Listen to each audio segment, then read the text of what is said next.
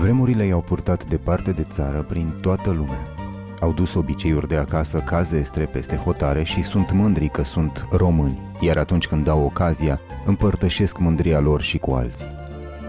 De peste 3 decenii, românii au ales să emigreze în Italia, țară care i-a primit cu brațele deschise, devenind casă pentru mai mult de 1 milion de conaționali.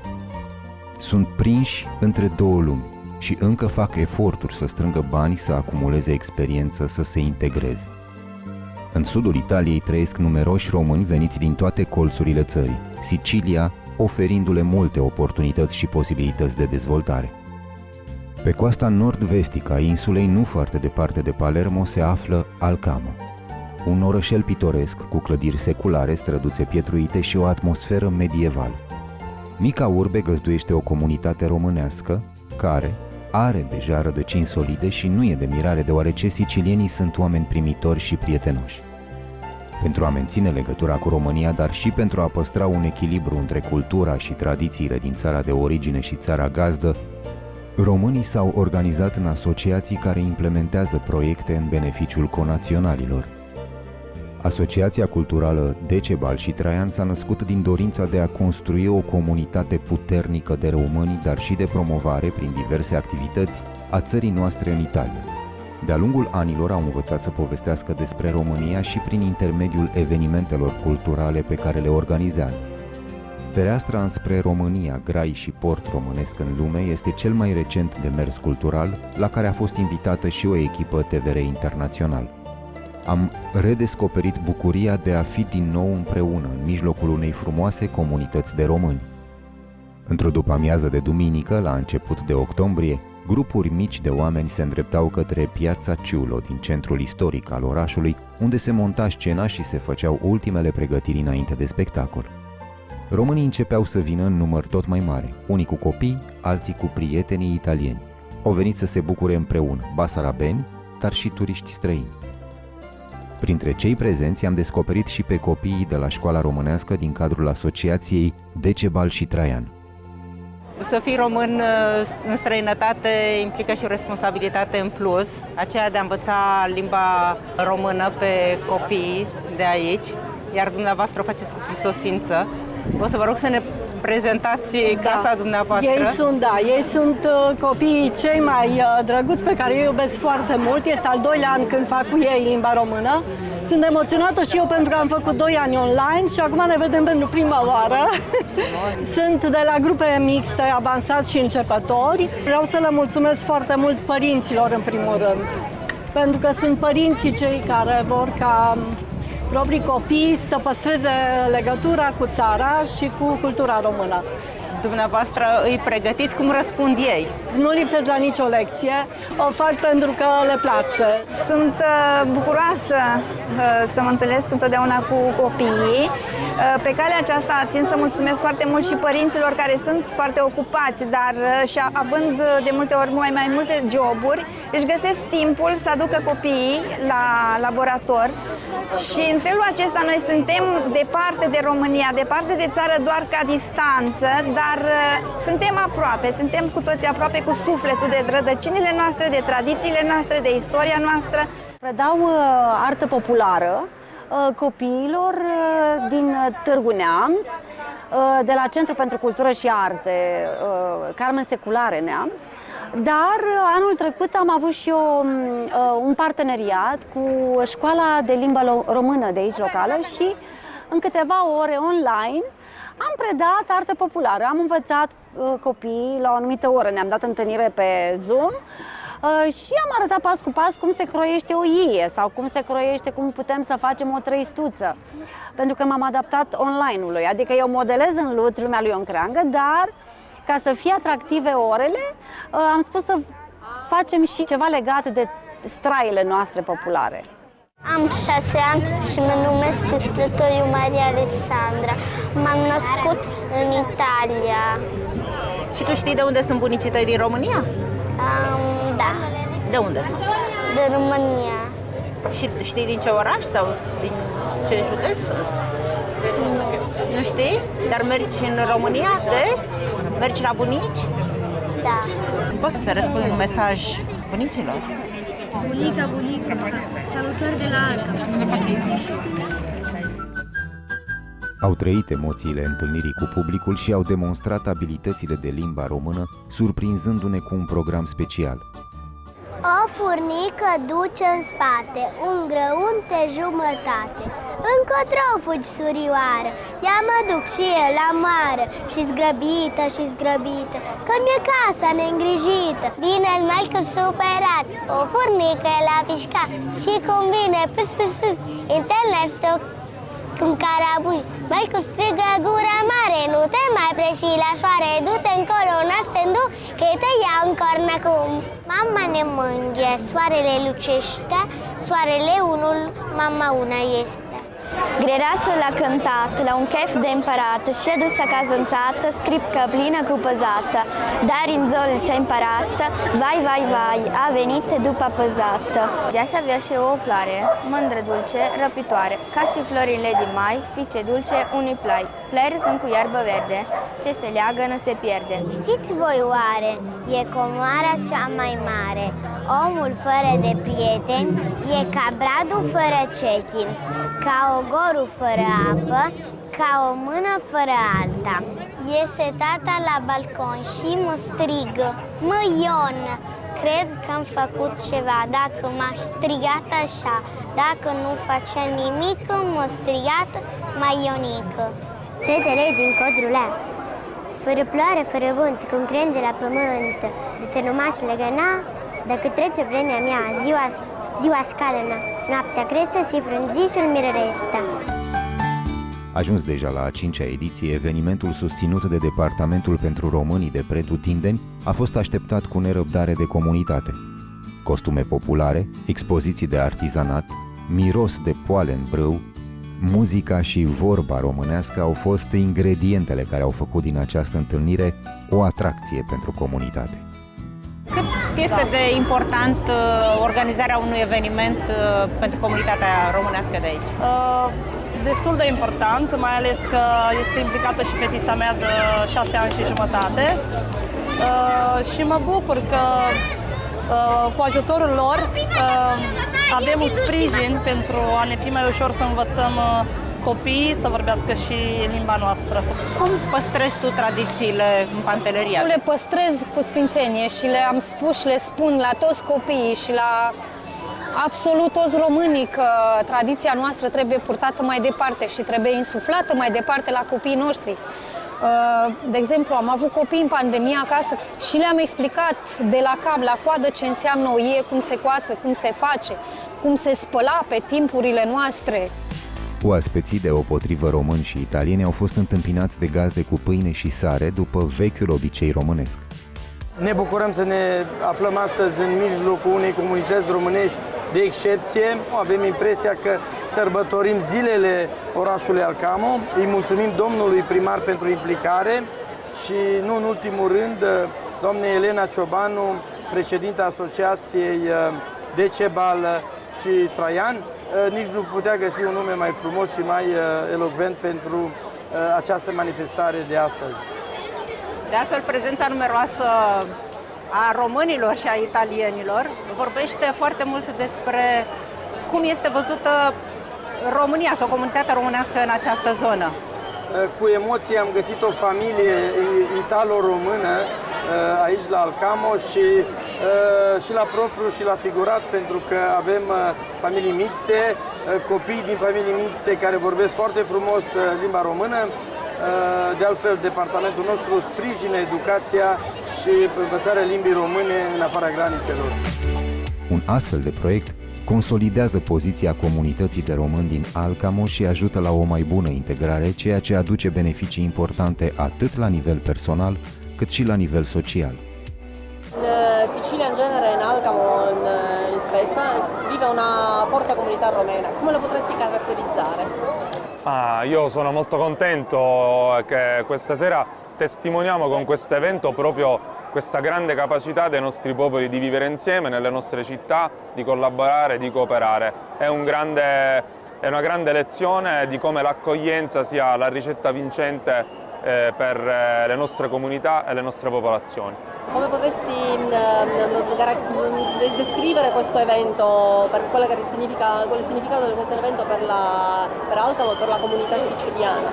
Beh, intanto sono molto contento di vedere nella nostra meravigliosa piazza tanti concittadini italiani, oltre ovviamente ai rumeni, e soprattutto di vedere tanti bambini. Questo significa che già fin da subito a loro stiamo dando il messaggio di integrazione, di pace, di vivere insieme, e questa è la cosa più importante. La cultura della convivenza è oggi più che mai in Europa e nel mondo quello su cui dobbiamo lavorare e continuare a lavorare insieme. Noi siamo disponibilissimi a continuare in questo percorso che già da anni ci vede lavorare a fianco. Sicilia vive una forte comunità romena, vuole sapere come viene percepita la nostra presenza, la comunità romena in Castellammare in questo caso. Sì, a Castellammare del Golfo c'è una folta comunità romena. Devo dire che i cittadini romeni sono molto ben visti a Castellammare, lavorano quasi tutti, sono stati da sempre, si sono benissimo inseriti nella comunità e oggi rappresentano veramente una forza. Possiamo dire che non c'è più una distinzione, ma siamo veramente un tutt'uno, e di questo siamo molto orgogliosi e siamo, devo dire, molto contenti, perché sono veramente, la presenza romena a Castellammare dà la possibilità di sviluppare lavoro, di sviluppare una serie di attività che danno forza alla nostra comunità. Ripeto, siamo ormai un tutt'uno e questa è una cosa per noi molto bella. Quanto reputi che siano importanti simili eventi per la comunità italiana? Allora, questi eventi sono eventi che dovrebbero necessariamente anche essere ripetuti più volte, perché non fanno altro che aumentare ancora di più il senso dell'appartenenza, ma anche della condivisione della vita. Per cui, proprio per il fatto che si dà con questi eventi visibilità a una presenza importante di una comunità che vive all'interno di una comunità, la fa un tutt'uno. Per cui devo dire dobbiamo tutti lavorare perché questo possa avvenire più spesso, e io come sindaco della mia città sarei ben lieto che qualche cosa venisse fatta pure a Castellammare e che ci fossero degli eventi anche a Castellammare dedicati appunto a questo connubio tra la cittadina di Castellammare e il mondo della Romania che vive a Castellammare. Piața e plină de oameni, emoții. Artiștii italieni au fost cei care au deschis simbolic fereastra spre România, iar publicul a fost cucerit de performanța lor. Mi curco su soiuso, tengo l'occhio aperto, o lo tengo chiuso, li rompo in capoletto, ora che mi metto, le scarpe nuovi, tanto fuori inchiovi, un corpo di capelli. Nel momento in cui l'Europa, per la guerra, per tutto quello che sta succedendo, tende a chiudere le porte, invece è importante aprire le finestre, come dire, e condividere con i nostri fratelli, con altri popoli, le nostre tradizioni, i nostri modi, i nostri usi e costumi che noi facciamo attraverso la musica popolare, folk siciliana. Quindi noi siamo per l'apertura delle finestre, perché vuol dire che quando c'è una finestra aperta c'è vita. Quando una finestra si chiude vuol dire che non c'è nessuno a casa. Noi è la seconda edizione che stiamo partecipando a questa finestra verso la Romania e vogliamo dire, abbiamo pensato questa sera ai nostri conterranei, ai nostri siciliani che sono all'estero e che fanno queste cose, per cui oggi abbiamo visto un pubblico che effettivamente si è sentito a casa sua, ma essendo lontano da casa. Artiști români stabiliți în Italia le-au încântat sufletele. Publicul a apreciat atât momentele artistice cât și colecția bogată de porturi populare românești din diferite regiuni. Am ales pentru dumneavoastră în seara asta chiar cele mai frumoase costume și numai autentice. Deci sunt ei autentici cu o vechime de peste 100 de ani. Ceea ce vedeți în spatele meu este munca mea și a soției mele, Liliana, care îi mulțumesc foarte mult.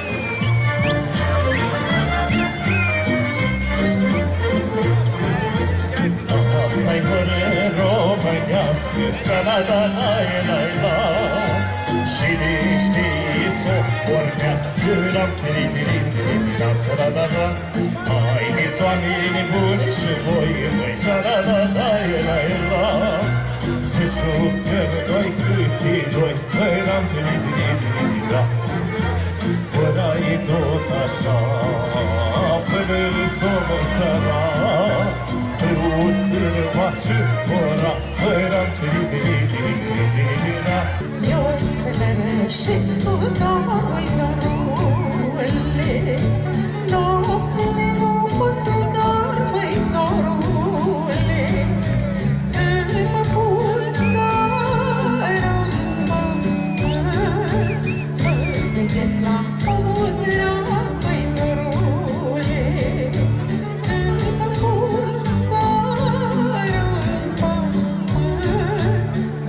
gândesc la omul drag, măi, dorule.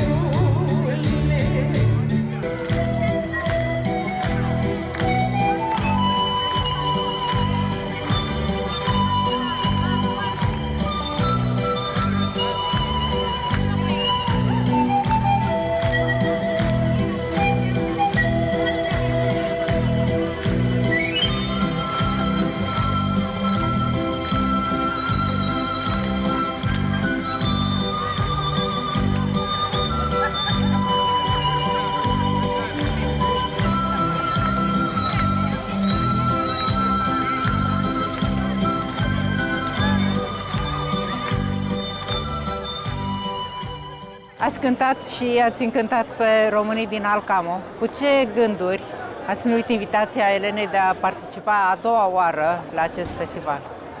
Pentru mine a fost o mare plăcere, o mare onoare. Cum vă spun, sunt aproape al casei, pentru că orice sărbătoare importantă o face organizarea Asociația de Români din Alcamo, întotdeauna căutat să ne aducă aproape de ei. Și m-am simțit ca la mine acasă pentru că sunt foarte mulți români și chiar și italieni care apreciază foarte mult muzica noastră din România populară, ușoară și mai mult ca toate naiul, care este un instrument divin, un instrument care, cum se spune și la români, naiul vorbește cu Dumnezeu. Acest public minunat din Alcamo a primit cântecul moldovenesc cu foarte multă căldură, deși am avut programul foarte scurt. Întrucât ați văzut și dumneavoastră, a trebuit să prezint colecția de costume populare, tradiționale românești. Am o colecție de costume populare românești, toate autentice, cu o vechime între 80 și 120 de ani. Pentru Alcamo, în mod special, am ales cele mai bune costume. Principalul discurs artistic al evenimentului a fost însă cel al îndrăgitei soliste Paula Selling. A încântat publicul venit nu doar să o vadă și să o asculte pe celebra artistă, ci și să cânte alături de ea. Mi-a dorit să te învăț, ca să știu tot despre tine, să te ascund într-un sărut în care mi-e mult prea bine, să te văd undeva, unde cer nu e nici stea, unde nu-i nici azi, nici mâine. Să avem de ales din univers un singur spor de morie.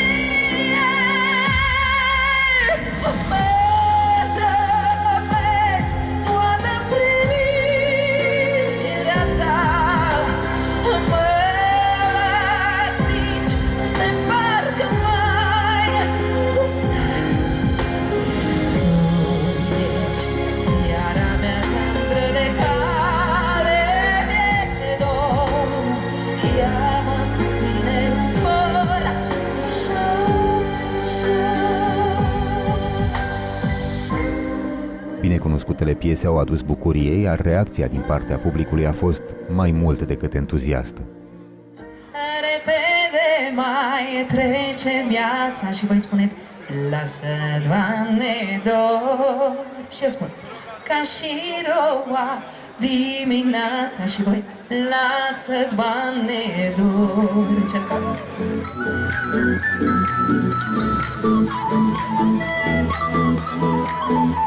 Și atenție! Repede mai trece viața și voi! Ca și roa dimineața, lasă, Doamne, dor. Cine în lume o plecat, măi, și voi! Lasă, n-are suflet un păcat, măi, lasă, Doamne, dor, dor. Lasă, Doamne, Doamne, dor, să mă întorc chiar în privor, departe nu-i ușor. Străini mulți, oameni puțini, Doamne, suflet mi-alin, acasă dormim. Lasă, Doamne, Doamne, dor, să mă întorc chiar în privor, departe nu-i ușor. Străini mulți, oameni puțini, Doamne, suflet mi-alin, acasă dormim. Și până sus, cine nu dansează?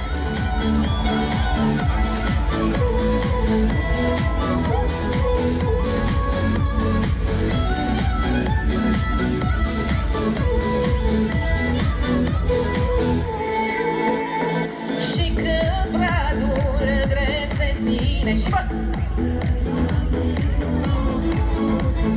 Ține prietenii cu mine și nu da, Doamne, supărare și bă!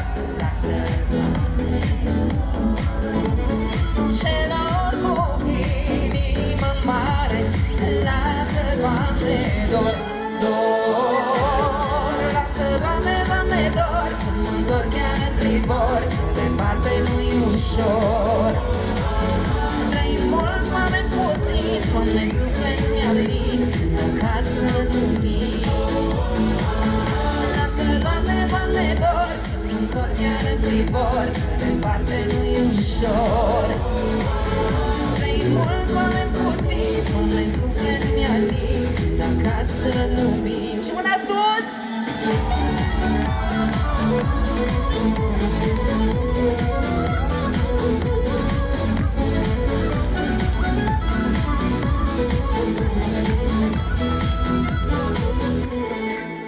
Cum ați primit invitația de a fi parte din evenimentul românesc din Alcamo?